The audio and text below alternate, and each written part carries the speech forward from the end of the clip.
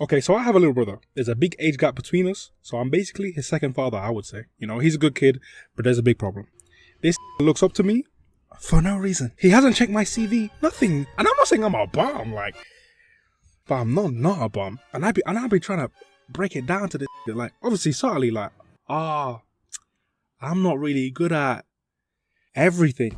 It starts gassing me up. You're the best at this, and you were really great in school. Like, yeah, you weren't there. So then I'm like, nah, it's and then I can't bring myself to say more. And he looks at me with those eyes, and I'm like, why is he not reading the cues? Like where is his social intelligence at? I've decided he has to die. There's no other option. He's been rewatching Black Clover lately, which is ironic because how I'm gonna do him is gonna be magical. So he's been wanting to go to Arsenal with me and my dad for the longest. I'm not really on that because I'm a bad brother. Plus, I would rather watch a football game on TV, not gonna lie. But for the purpose of murder, I'll be there. So boom. We go to London to see a game. And throughout the trip there and everything, I'm planting seeds in his head about a Japan trip. So boom, the game gets going and I'm just making Blue Lock references the whole time, sowing the seeds. So then eventually he's like, we should go to Japan. We go to Japan. I set up a scenario where we run into Truck-kun, push him in front of that nigga ASAP. He gets isekai'd. I run in front of another Truck-kun. Now we're both isekai'd. You're probably wondering, wow, so haven't you already killed him? Technically mission complete, right? And I hear you, but I feel like he should die twice. So boom, I start leveling my skills up. He goes off on his own little adventure, makes new friends, gets stronger. He goes to fight the Demon Lord, and with the power of friendship and hard work, wins.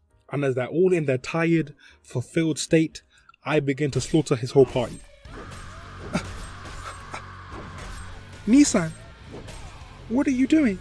He says, as I pull my blade out of his favourite waifu's chest. What were my grades in school, bro? What? Oh, now we don't know. Now we're clueless. I awaken my Sharingan and look at him.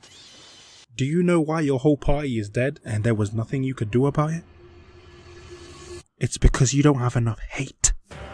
So boom, the stage is set. He goes on a revenge training arc, and years later we settle our beef with the ones. A fight ensues. I use numerous clones and tactics to outmaneuver him, but he is too powerful. He comes out victorious, stabbing me through the heart. And as the anger fades from his eyes, it turns into sadness. Why? He asks. Then from behind him I say, yeah, why? He looks behind in shock, and the illusion begins to fade. You see, I didn't slaughter his party at all. I merely incapacitated them. The clones my brother was fighting was in fact his party members, but he didn't know because he was under my genjutsu. What? He says. Wait, when did you put me under your genjutsu? Let me ask you a question, Kenzo. When weren't you under the effects of my genjutsu?